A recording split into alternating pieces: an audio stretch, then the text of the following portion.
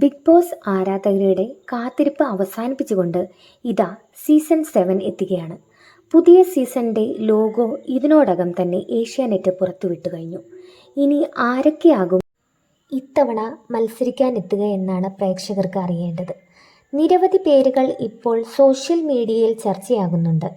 Cinema, serial മേഖലകളിലെ താരങ്ങളുടെ പേരുകളും ചർച്ചയിൽ ഇടം പിടിച്ചിട്ടുണ്ട്.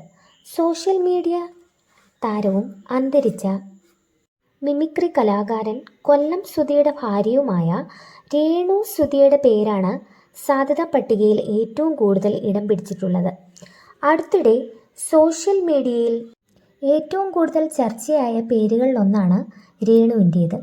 രേണുവിൻ്റെ റീൽ വീഡിയോകളും ആൽബങ്ങളുമെല്ലാം വളരെയധികം വൈറലാണ്. ഇതിനെ ചുറ്റിപ്പറ്റി നിരവധി വിമർശനങ്ങളുടെയും വിവാദങ്ങളും ഉണ്ടായിട്ടുണ്ട്.